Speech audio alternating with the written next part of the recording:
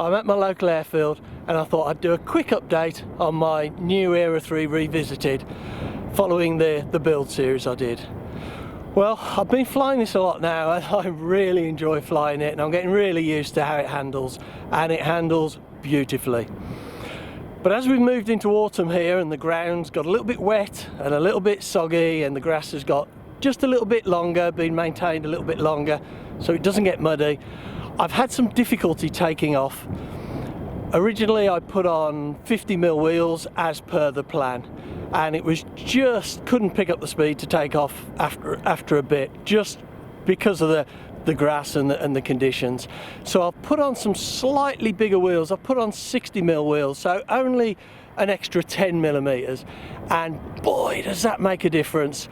It darts around the field now and takes off without any problems at all. Who would have thought that extra little bit of size on the wheels? I changed all three wheels.